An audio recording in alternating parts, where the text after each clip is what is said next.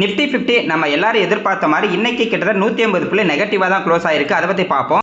வேதாந்தா ஸ்டாக்கோட ப்ரைஸ் கிட்டத்தட்ட 64% அட்ஜஸ்ட் ஆயிருக்கு, அதாவது குறைஞ்சிருக்கு. அவங்க டீமெர்ஜர் பண்ணியிருக்காங்க. அதை பற்றி வந்து பார்ப்போம். நம்ம ட்ராக் பண்ணிட்டு இருக்க ஒரு சில கம்பெனி பார்த்தீங்கன்னா இப்போ வந்து ரிசல்ட் கொடுத்துருக்காங்க. சூப்பரான ரிசல்ட் தான் கொடுத்துருக்காங்க. ஸ்டாக்கோட ப்ரைஸும் லோ ப்ரைஸ் வந்து ட்ரேட் ஆகிட்டு இருக்கு. அதை பற்றி வந்து பார்ப்போம். இந்த வீடியோ ஃபுல்லாக பாருங்கள், கண்டிப்பாக உங்களுக்கு யூஸ்ஃபுல்லாக இருக்கும். இந்த வீடியோவில் நிறைய ஐடியாஸ் வந்து சொல்லியிருக்கோம். கண்டிப்பாக அது உங்களுக்கு ரொம்ப யூஸ்ஃபுல்லாகவே வந்து இருக்கும். நிஃப்டி 50 இப்போதைக்கு ஈவினிங் வந்து பார்க்கும்போது கிட்டத்தட்ட 24,000 புள்ளியை கட் பண்ணி வந்து கீழே போயிருக்கு. ஒரு 180 புள்ளி நெகட்டிவாக வந்து ட்ரேட் ஆகிட்டு இருக்கு. எம்ஓ ஸ்மால் 250 வந்து பார்த்தீங்கன்னா ஃப்ளாட்டாக வந்து இருந்தது. பேங்க்கு 0.53% negative, MO defence 0.17% negative, silver வந்து பார்த்தீங்கன்னா கொஞ்சம் பாசிட்டிவாக இருந்துச்சு. கோல்டும் இன்னைக்கு கொஞ்சம் பாசிட்டிவாக வந்து இருந்தாங்க. ஆட்டோ 0.38% நெகட்டிவ், பார்மா 0.42% வந்து பாசிட்டிவாக இருந்தாங்க. ஐடி 0.34% பாசிட்டிவ், மிட் 150 பீஸ் வந்து பார்த்தீங்கன்னா 0.71% நெகட்டிவ். அதாவது ஸ்மால் அண்ட் மிட் கேப்பில் இருக்கக்கூடிய ஸ்டாக்லாம் இன்னும் கொஞ்சம் நெகட்டிவ்ல வந்து இருந்தாங்க. நிஃப்டி 50ல டாப் 5 கெய்னர்ஸில் பஜாஜ் ஆட்டோ, சன் பார்மா, இன்ஃபோசிஸ், பஜாஜ் ஃபைனான்ஸ், டெக் மஹிந்திரா இருந்தாங்க. அதே மாதிரி டாப் 5 லூசர்ஸில் டாடா மோட்டார் பர்சனல் வெஹிக்கிள் இருக்காங்க, எட்டர்னல், ஹிந்துஸ்தான் யூனிவர், ஹிண்டால்கோ, டாடா ஸ்டீல் வந்து இருக்காங்க. மேக்ஸிமம் இது வந்து பார்த்தீங்கன்னா நம்ம எதிர்பார்த்ததாங்க. இந்த வீக்கெண்ட் ஆனாவே வியாழன் வெள்ளி வந்தாவே நம்ம மார்க்கெட் வந்து கீழே கொண்டு போவாங்க. நாளைக்கு மார்க்கெட் லீவு, அதனால இன்னைக்கு நம்ம மார்க்கெட் வந்து கீழே கொண்டு போயிருக்காங்க. தொடர்ந்து நம்ம மார்க்கெட் வந்து இன்க்ரீஸ் ஆகிட்டே தான் இருந்தது. இன்னைக்கு வந்து பார்த்தீங்கன்னா கொஞ்சம் வந்து டவுன் ஆயிருக்கு. பார்ப்போம், அடுத்த வாரம் ஸ்டார்ட் ஆகும்போது பாசிட்டிவ் வந்துச்சுன்னா ரொம்ப நல்லா இருக்கும்.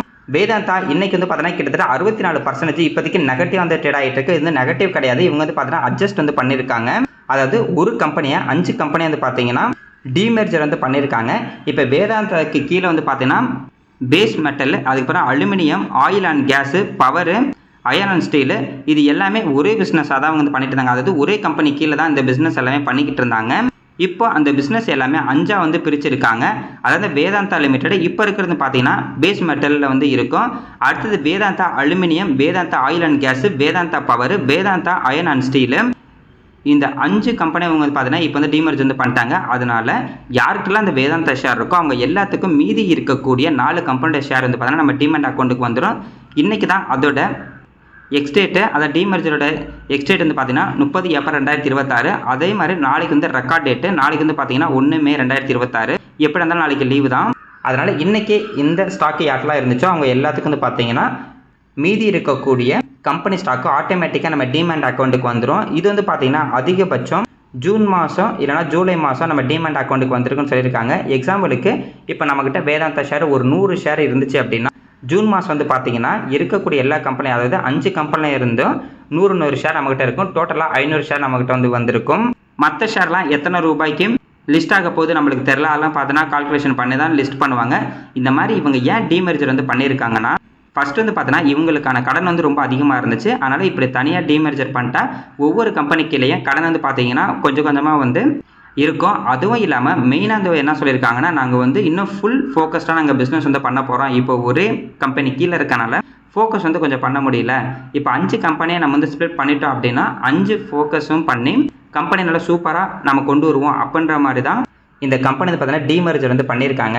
பார்க்கலாங்க, இவங்க சொல்கிற மாதிரி இன்னமும் நல்லா சூப்பராக பிஸ்னஸ் பண்ணாங்க, ரொம்ப நல்லாயிருக்கும். ஆனால் அதிகமான கடன் வந்து இருக்குது. பார்ப்போம் இப்போ 5 வந்து லிஸ்ட் ஆனதுக்கப்புறம் எந்தெந்த கம்பெனிக்கு எவ்வளோ கடன் இருக்குது, அதே மாதிரி எந்தெந்த கம்பெனிலாம் வந்து நல்ல ஒரு லாபத்தில் இருக்காங்க அப்படின்னு பார்க்கலாம். ஏன்னா இவங்க நார்மலாகவே டிவிடெண்ட் வந்து அதிகமாக கொடுத்தாங்க. இவங்களுக்கு கடன் அதிகமாக இருக்கனால டிவிடெண்ட் கொடுத்து அந்த அமௌண்ட்டை வச்சு இவங்க வந்து கடன் வந்து கொடுத்துட்டு இருந்தாங்க, அதை திருப்பி கொடுத்துட்டு இருந்தாங்க. அதனால் இப்போ புதுசாக நம்ம வந்து வாங்க போகிறோம் அப்படின்னு நம்ம வந்து யோசிக்கும் போது கொஞ்சம் நம்ம வந்து வெயிட் பண்ணலாம். ஃபஸ்ட்டு இவங்களாம் வந்து லிஸ்ட் ஆகட்டும், என்ன ப்ரைஸில் வந்து லிஸ்ட் ஆகுறாங்க, எந்தெந்த கம்பெனிக்கு எவ்வளோ கடன் இருக்குது, எந்தெந்த கம்பெனி பார்த்தா எவ்வளோ லாபம் எடுத்துகிட்டு இருக்காங்க, அந்த பர்சன்டேஜ்லாம் வந்து செக் பண்ணுவோம். அதுக்கப்புறம் நல்ல கம்பெனியை பார்த்து நம்ம வந்து முதலீடு பண்ணலாம். அது வரைக்கும் நம்ம கொஞ்சம் பொறுமையாக வந்து இருப்போம்.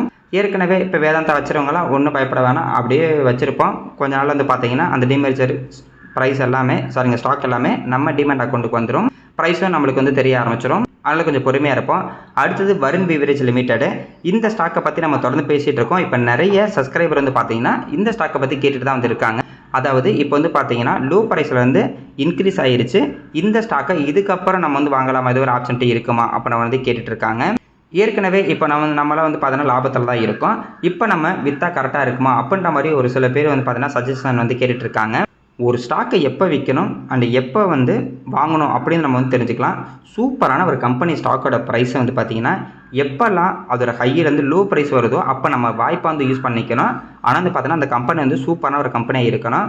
அடுத்தது அந்த ஸ்டாக்கோட ப்ரைஸு ஹை வேல்யூஷன் போகுது அப்படின்னு நம்மளுக்கு தெரியும் போது நம்ம வந்து பார்த்தீங்கன்னா ப்ராஃபிட் புக் பண்ணுறதுனா வந்து புக் பண்ணிக்கலாம். அது எப்படி கண்டுபிடிக்கிறது அப்படின்னு வந்து பார்த்தீங்கன்னா அடுத்தது வந்து சொல்கிறேன். இன்னொன்று, ஒரு ஸ்டாக்கை நம்ம எதுக்காக வாங்குறோமோ அந்த ரீசன் முடிகிற வரைக்கும் அந்த ஸ்டாக்கை நம்ம வந்து ஹோல்டு பண்ணலாம். எக்ஸாம்பிளுக்கு இப்போ வருண் பிவரேஜ் வந்து பார்த்தீங்கன்னா அதோட ஹையிலேருந்து நல்ல ஒரு லோ ப்ரைஸில் வந்து இருந்தது. இப்போ கொஞ்சம் கொஞ்சமாக இன்க்ரீஸ் ஆகிட்டு இருக்கு. அதனால் லோ ப்ரைஸில் இப்போ நம்ம வந்து வாங்கியிருக்கோம். அதே மாதிரி அடுத்த 2 மாதம் வந்து பார்த்தீங்கன்னா நம்ம வந்து சம்மர் சீசன் வந்து ஆரம்பிக்குது. வெயில் காலம் ஆரம்பிச்சதுக்கப்புறம் இப்போ வந்து பார்த்தீங்கன்னா நம்ம கூல்ட்ரிங்க்ஸ் வந்து அதிகமாக வந்து குடிக்க ஆரம்பிப்போம். அதனால் இந்த கம்பெனியில் சேல்ஸ் வந்து பார்த்தீங்கன்னா ரொம்ப அதிகமாக வந்து இருக்கும். அதனால் அடுத்த 2 மாதத்துக்கு இந்த கம்பெனியோட பர்ஃபார்மன்ஸ் ரொம்ப சூப்பராகவே இருக்குது. அப்போ நம்மளுக்கு தெரியுது அப்படின்னா இப்போ நம்ம வாங்கிட்டோம்னா அடுத்த 2 மாதம் கழிச்சு வந்து பார்த்தோன்னா இவங்க நல்ல ரிசல்ட் வந்து போஸ்ட் பண்ணுவாங்க. அது வரைக்கும் நம்ம வந்து பார்த்தோன்னா இந்த கம்பெனியை வந்து நம்ம கூட வச்சுருக்கலாம். அவங்க ரிசல்ட்டை போஸ்ட் பண்ணதுக்கப்புறம் நல்ல இன்க்ரீஸ் ஆகிறதுக்கு ஒரு வாய்ப்பு இருக்கும். அதுக்கப்புறம் நம்மளுக்கு ப்ராஃபிட் போகுது அப்படின்னு நினச்சா கூட நம்ம வந்து பார்த்தீங்கன்னா இந்த கம்பெனிலேருந்து வெளியே வந்துட்டு மறுபடியும் இந்த கம்பெனியோட ஸ்டாக்கு எப்போ கீழே வரும் அப்படின்ற மாதிரி வெயிட் பண்ணி மறுபடியும் வந்து வாங்கிக்கலாம். ஏன்னா மார்க்கெட் வந்து கண்டிப்பாக இன்க்ரீஸ் ஆகிட்டே இருக்காது. ஒரு 20 to 30% எப்போ வந்து கிராஷ் ஆகும். அப்போ நமக்கு நல்ல ஒரு ஆப்பர்ச்சுனிட்டி வரும். அதாவது இதுலேருந்து என்ன சொல்ல வரேன்னா, நம்ம ஒரு பங்கில் எதுக்காக முதலீடு பண்ணுறோமோ அந்த காரணம் முடிகிற வரைக்கும் அந்த பங்குலேருந்து நம்ம வந்து வெளியே வரக்கூடாது. அதே மாதிரி எல்லாரும் என்ன ட்ரை பண்ணுறாங்க, நம்ம எப்போ பார்த்தாலும் வாங்கிட்டே இருக்கணும், விற்றுக்கிட்டே இருக்கணும், அப்போ தான் அதிகமாக லாபம் கிடைக்கும் அப்படின்ற மாதிரி எதிர்பார்க்குறாங்க. அப்படிலாம் கிடையாதுங்க. ஸ்டாக் மார்க்கெட்டை பொறுத்த வரைக்கும் சும்மா இருந்தால் மட்டும்தான் அதிகமான லாபம் கிடைக்கும். ஆனால் நம்மளால் சும்மாலாம் இருக்க முடியாது. எந்த அளவுக்கு ஒரு சூப்பரான ஒரு கம்பெனி ஸ்டாக்கில் நம்ம முதலீடு பண்ணிட்டு சும்மா இருக்குமோ அந்த அளவுக்கு கண்டிப்பாக அதிகப்படியான ரிட்டர்ன் நம்மளுக்கு வந்து ஸ்டாக் மார்க்கெட்லேருந்து கிடைக்கும். ஆனால் யாருமே இங்கே வந்து பார்த்தீங்கன்னா சும்மா இருக்க மாட்டேங்கிறாங்க. அது அவங்களோட தப்பு. எக்ஸாம்பிளுக்கு இப்போ ஒரு கம்பெனியில் போய் இன்வெஸ்ட்மெண்ட் பண்ணுவாங்க. அது 10 to 15% ரிட்டர்ன் கொடுத்தா 15% ரிட்டர்ன் வந்துருச்சு, நான் விற்றுட்டு வெளியே போகிறேன் அப்படின்ற மாதிரி விற்றுருவாங்க. அதுக்கப்புறம் ஒரு 2-3 வருஷம் கழிச்சு பார்க்கும்போது அவங்க விற்ற ப்ரைஸ்லேருந்து 2 மடங்கு 3 மடங்கு ஸ்டாக்கோட ப்ரைஸ் வந்து பார்த்தீங்கன்னா இன்க்ரீஸ் ஆகிருக்கும். அவ்வளோ பெரிய ரிட்டர்ன் அவங்க வந்து மிஸ் பண்ணியிருப்பாங்க. அதனால் அப்போல்லாம் மிஸ் பண்ணிடாதீங்க. எதுக்காக நீங்கள் ஒரு ஸ்டாக்கை வாங்குறீங்களோ அந்த காரணம் முடிகிற வரைக்கும் நீங்கள் அந்த ஸ்டாக்லேருந்து வெளியே வராதிங்க. யார் என்ன சொன்னாலும் சரி அது நீங்கள் உங்கள் காதில் எடுத்துக்கணும் அவசியமே கிடையாது.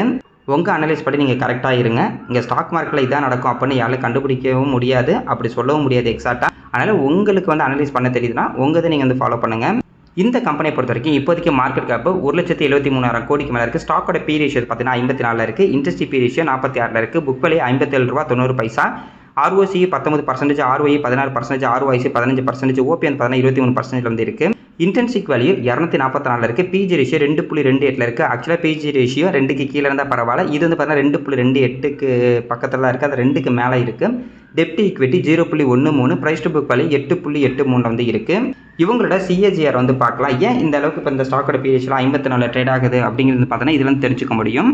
சேல்ஸ் growth லாஸ்ட் ஒரு 5 வருஷத்தில் 27%, ப்ராஃபிட் growth வந்து பாருங்கள் 50% வந்து இருக்குது. இதுவே லாஸ்ட் ஒரு வருஷத்தில் சேல்ஸ் growth 7%, ப்ராஃபிட் growth 14% வந்து குறைஞ்சிருக்கு. அதேமாதிரி ஸ்டாக்கோட ப்ரைஸ் வந்து பாருங்கள் லாஸ்ட் 5 வருஷத்தில் 44%.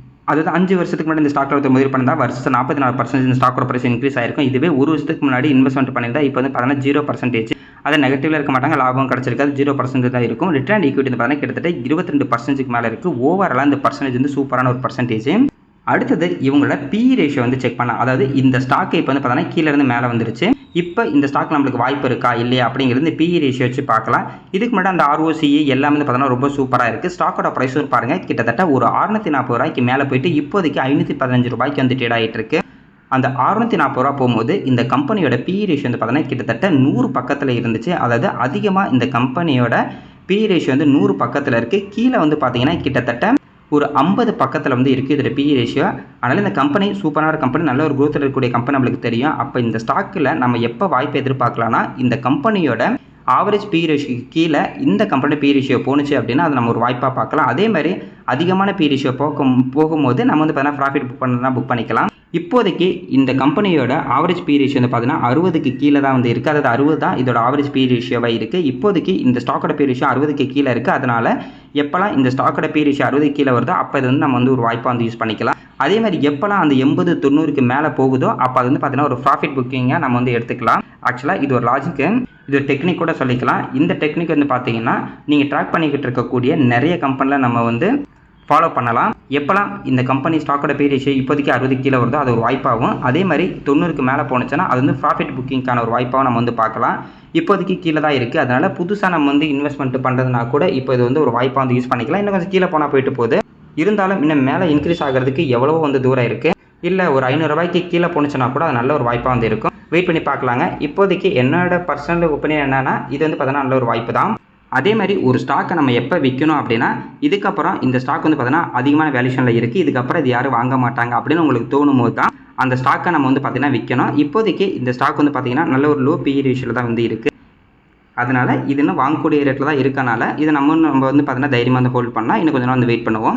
அடுத்தது கேஃபின் டெக்னாலஜிஸ் லிமிடெட். இன்றைக்கி இவங்க வந்து பார்த்தீங்கன்னா கிட்டத்தட்ட 7% வந்து டவுன் ஆயிருக்காங்க. நேற்று இவங்க வந்து ரிசல்ட்டை கொடுத்துருந்தாங்க. அந்த ரிசல்ட்டை பொறுத்த வரைக்கும் கம்மியான ரிசல்ட் தான் கொடுத்துருக்காங்க. அதனால தான் இந்த ஸ்டாக்கோட ப்ரைஸ் வந்து கீழே போணுச்சு. இந்த கம்பெனி வந்து ட்ராக் பண்ணிக்கிட்டு இருக்கேன், ஆனால் இன்னும் வந்து பார்த்தீங்கன்னா வாங்காமல் இருக்கேன். ஓகே, இந்த ரிசல்ட் பார்க்கலாம் அப்படின்ற மாதிரி வெயிட் பண்ணேன். கரெக்டாக ரிசல்ட் கொடுத்தாங்க, ரிசல்ட் கம்மியான ரிசல்ட் தான் கொடுத்தாங்க. அதனால இன்றைக்கி இந்த ஸ்டாக்கோட ப்ரைஸ் வந்து கீழே போயிருக்கு. கிட்டத்தட்ட 7% வந்து கீழே போய் 906 ரூபாய்க்கு வந்து ட்ரேட் ஆகிட்டு இருக்கு. இருந்தாலும் ஜெஃப்ரீஸ் வந்து பார்த்தீங்கன்னா கிட்டத்தட்ட 26% இந்த ஸ்டாக்கோட ப்ரைஸ் இந்த கரண்ட் ப்ரைஸ் வந்து இன்க்ரீஸ் ஆகிறது வாய்ப்பு இருக்குது அப்புறம் மாதிரி சொல்லியிருக்காங்க. அதாவது ஒரு 1200 ரூபா போகும் அப்புறம் மாதிரி சொல்லியிருக்காங்க. இவங்க 12 ரூபா டிவிடெண்ட் வந்து அனௌன்ஸ்மெண்ட் பண்ணியிருக்காங்க. ரெக்கார்ட் டேட் இன்னும் கொடுக்கலன்னு நினைக்கிறேன், செக் பண்ணி பார்த்தேன், இன்னும் அப்டேட் ஆகலை. ஒரு ஷேருக்கு 12 ரூபா டிவிடெண்ட் வந்து பார்த்தீங்கன்னா அனௌன்ஸ்மெண்ட் வந்து பண்ணியிருக்காங்க. இந்த கம்பெனியை பொறுத்தவரை ஜெஃப்ரீஸ் வந்து என்ன சொல்லியிருக்காங்க, என்ன தான் இவங்களோட ப்ராஃபிட் வந்து இந்த தடவை அடி வாங்கி இருந்தாலுமே இவங்களோட அசட் அண்டர் மேனேஜ்மெண்ட்டு ப்ளஸ் இவங்களோட மியூச்சுவல் ஃபண்டு எல்லாமே சூப்பராக வந்து பண்ணியிருக்காங்க. அதில் அவங்களோட மார்ஜின் வந்து ரொம்ப அதிகமாகவே இருக்குது. அதனால் ஃபியூச்சரில் இவங்க நல்லா பர்ஃபார்மன்ஸ் பண்ணுறதுக்கு நிறைய வாய்ப்பு இருக்குது அப்படின்ற மாதிரி தான் சொல்லியிருக்காங்க. இவங்களோட ரிசல்ட் வந்து பார்க்கலாம். மார்ச் 2026 சேல்ஸ் 347 கோடியும் நெட் ப்ராஃபிட் வந்து பாருங்கள் 81 கோடி வந்து இப்போ வந்து கொடுத்துருக்காங்க. இதுவே போன குவார்ட்டரில் 92 கோடி நெட் ப்ராஃபிட்டாக கொடுத்துருக்காங்க. இதுவே போன வருஷம் மார்ச் 2025 85 கோடி நெட் ப்ராஃபிட்டாக வந்து கொடுத்துருக்காங்க. அதனால நெட் ப்ராஃபிட் வந்து பார்க்கும்போது குவார்ட்டர் செக் பண்ணாலும் சரி, இயர் ஆன் இயர் செக் பண்ணாலும் சரி ரொம்ப லோவாக தான் இந்த கொடுத்துருக்காங்க. அதனால தான் ஸ்டாக்கோட ப்ரைஸ் வந்து கீழே போயிருக்கு. பார்ப்போம், இன்னும் கொஞ்சம் கீழே போகட்டும், அதுக்கப்புறம் நல்ல ஒரு வாய்ப்பாகவும் இருக்கும். இதே பாசிட்டிவ் ரிசல்ட் கொடுத்துருந்தாங்கன்னா ரொம்ப நல்லா இருந்திருக்கும். அதாவது மீன்ஸ் இன்னும் கொஞ்சம் அதிகமான ரிசல்ட் கொடுத்துருந்தாங்கன்னா ஏற்கனவே இந்த ஸ்டாக்கோட ப்ரைஸ்லாம் கீழே இருக்கனால அப்படி ரிவர்ஸ் ஆகுது, வேகமாக வந்து ரிவர்ஸ் ஆகும். அடுத்தது மசகான் டக் ஷிப் பில்டர்ஸ். கரண்ட் ப்ரைஸ் 2718 ரூபாய் ட்ரேட் ஆகிட்டு இருக்கு. கிட்டத்தட்ட இன்றைக்கி வந்து பார்த்தீங்கன்னா ஒரு 1.3% நெகட்டிவில் இருக்குது. இந்த கம்பெனியும் நம்ம வந்து ட்ராக் பண்ணிட்டு இருக்கோம். இன்றைக்கி இவங்க வந்து ரிசல்ட் வந்து கொடுக்குறாங்க. இது வரைக்கும் ரிசல்ட் என்ன அப்டேட் வரல.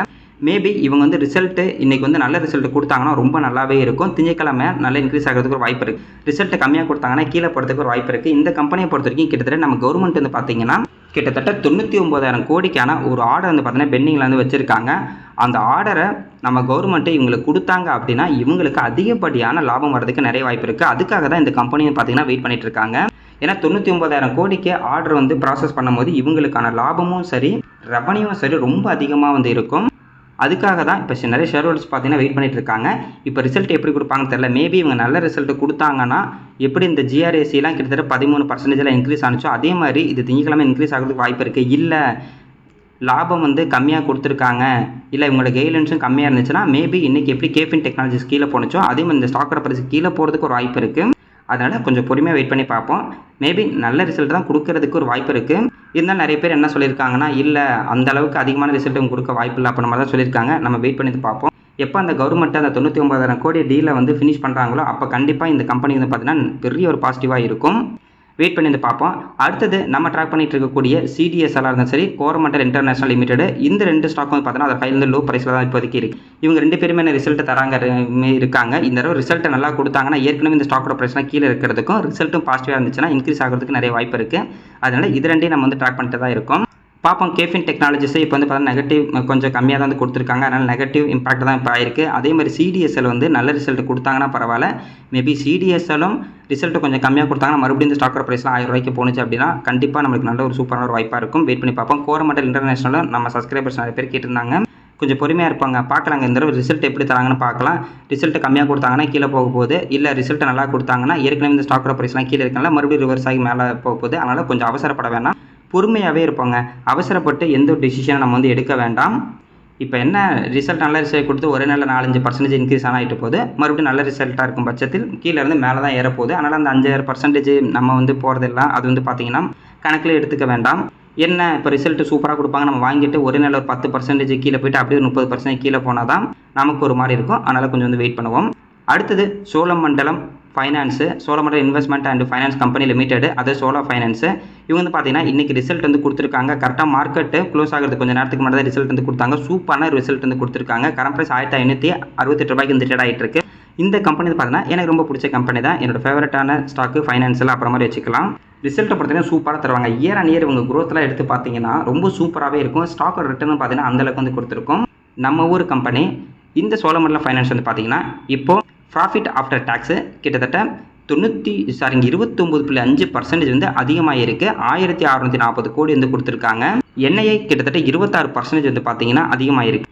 கிராஸ் நெட் என்பிஏ கிட்டத்தட்ட 4.36% தான் இருக்குது. இதுக்கு முன்னாடி 4.63% இருந்துச்சு. இப்போ வந்து 16 குறைச்சிருக்காங்க. அதே மாதிரி என்பிஏ வந்து பார்த்தீங்கன்னா இதுக்கு முன்னாடி 3.13% இருந்துச்சு. இப்போ வந்து பார்த்தீங்கன்னா 2.8% வந்து குறைச்சிருக்காங்க. அதனால் சூப்பரான ஒரு ரிட்டர்ன் தாங்க வந்து கொடுத்துருக்காங்க. ரெவன்யூவும் சரி இன்க்ரீஸ் ஆகிருக்கு. நெட் ப்ராஃபிட் வந்து பார்த்தீங்கன்னா ரொம்ப இன்க்ரீஸ் ஆகிருக்கு. அடுத்தது இவங்களுக்கான அந்த கோல்டு லோன் கொடுக்குறது பார்த்தீங்கன்னா கிட்டத்தட்ட 1130 கோடியை வந்து பார்த்தீங்கன்னா கிராஸ் பண்ணியிருக்காங்க. சூப்பரான அந்த கோல்டு லோனை இவங்க வந்து சூப்பராக பர்ஃபார்மன்ஸ் வந்து பண்ணிட்டு இருக்காங்க. ஒரு ஷேருக்கு 70 பைசா டிவிடெண்ட் வந்து பார்த்தீங்கன்னா ப்ரொப்போசல் வந்து கொடுத்துருக்காங்க. பார்க்கலாம், ரெக்கார்ட் இதுக்கப்புறம் தான் அனௌன்ஸ்மெண்ட் வந்து பண்ணுவாங்க. இந்த கம்பெனியை பொறுத்த வரைக்கும் சூப்பரான ஒரு கம்பெனிங்க. கரண்ட் ப்ரைஸ் 1563 ரூபாய்க்கு வந்து ட்ரேட் ஆகிட்டு இருக்கு. லாஸ்ட் 5 வருஷத்தில் வந்து பாருங்கள் 173% இந்த ஸ்டாக்கோட ப்ரைஸ் வந்து இன்க்ரீஸ் ஆயிருக்கு. மார்க்கெட் கேப் 1,33,000 கோடிக்கு மேலே இருக்குது. ஸ்டாக்கோட P ratio 27, interest P ratio 18 இருக்குது. புக் வேல்யூ வந்து பார்க்கும்போது 307, ROC 10%, ROE 19%, ROIC 10%, OPM 68% வந்து இருக்குது. இன்ட்ரென்சிக் வேல்யூ 941 இருக்குது. பிஜி ரேஷியோ 1 வந்து இருக்குது. பிஜி ரேஷியோ பாருங்கள் ரொம்ப கம்மியாக தான் இருக்குது. டெப்ட் ஈக்விட்டி 7.23 வந்து இருக்குது. ப்ரைஸ் டு புக் வேல்யூ பார்த்தா கூட 5 இருக்குது. ஓவரால் அந்த ரேஷியோ சூப்பரான ரேஷியோ. டெப்ட் ஈக்விட்டி 7.23. இவங்க ஃபைனான்ஸ் அப்படிங்கிறனால டெப்ட் ஈக்விட்டி 7 அப்படிங்கிறது நார்மல் தான். இந்த கம்பெனி பர்ஃபார்மன்ஸ் பாருங்கள் லாஸ்ட் 10 வருஷத்தில் சேல்ஸ் கொடுத்து 21%, ப்ராஃபிட் கொடுத்து பார்க்கும்போது 25% இருக்குது. ஸ்டாக்கோட ப்ரைஸும் பாருங்கள் அதுக்கேற்ற மாதிரி லாஸ்ட் 10 வருஷத்தில் 25%, அதாவது வருஷம் 25% ஸ்டாக்கோட ப்ரைஸ் இன்க்ரீஸ் ஆகிட்டு இருக்குது. இப்போ லாஸ்ட் ஒரு வருஷத்தில் தான் 4% தான் ரிட்டர்ன் கொடுத்துருக்கு. ஆனால் சேல்ஸ் கொடுத்து ப்ராஃபிட் கொடுத்து மற்ற எல்லா பர்சன்டேஜும் சேமாக தான் இருக்குது. மார்க்கெட் கீழே போயிருக்காங்க, இந்த ஸ்டாக்கோட ப்ரைஸும் கீழே போயிருக்கு. அதனால் இது நம்ம நல்ல ஒரு வாய்ப்பாக வந்து யூஸ் பண்ணிக்கணும். ரிட்டர்ன் ஈக்விட்டி பார்த்தீங்கன்னா கிட்டத்தட்ட 20% வந்து இருக்குது. இப்போ இந்த ஸ்டாக்கோட பி ரேஷியோ கூட எடுத்து பார்க்கலாம். ஆவரேஜான பி ரேஷியோ 36க்கு மேலே வந்து அதிகமாக வந்து போயிருக்கு. ஆவரேஜ் அப்படின்னு எடுத்துக்கிட்டால் 30 வச்சுக்கலாம். இப்போதைக்கு வெறும் 27 பக்கத்தில் தான் வந்து ட்ரேட் ஆகிட்டு இருக்கு. ரொம்ப கீழே போனுச்சுன்னா 24 வரைக்கும் போயிருக்கு. அப்போனா இந்த கம்பெனியை நம்ம பொறுத்த வரைக்கும் எப்போலாம் இந்த ஸ்டாக்கோட பி ரேஷியோ ஒரு 28, 26 வருதோ அப்போ நம்ம ஒரு வாய்ப்பாக வந்து யூஸ் பண்ணிக்கணும். அதே மாதிரி எப்போலாம் 34, 35 போகுதோ அப்போ நம்ம வந்து ப்ராஃபிட் புக்கிங் கூட பார்த்துக்கலாம். நிறைய பேர் லாங் டர்ம் அப்படின்னா கூட அப்படியே லாங் டர்மில் வச்சிருப்பாங்க, அப்படின்னு நம்ம வச்சுக்கலாம். இதெல்லாம் சூப்பரான ஒரு கம்பெனி. இல்லை அப்பப்போ நம்ம வந்து மார்க்கெட் கீழே போகிறத நமக்கு ஏற்ற மாதிரி நம்ம வந்து யூஸ் பண்ணிக்கலாம் அப்படின்னா கரெக்டாக வந்து ஃபாலோ பண்ணிக்கலாம். இப்போதைக்கு வந்து பார்த்தீங்கன்னா சோழமண்டலம் ஃபைனான்ஸு நல்ல ஒரு வாய்ப்பில் தான் வந்து இருக்குது. பார்க்கலாங்க. இப்போ நம்ம பார்த்த 2-3 கம்பெனி நல்ல ஒரு வாய்ப்பில் தான் இருக்குது. அடுத்த வாரம் நம்ம மார்க்கெட் வந்து கொஞ்சம் பாசிட்டிவ் பண்ணால் ரொம்ப நல்லாயிருக்கும். நம்ம வெயிட் பண்ணி பார்ப்போம்.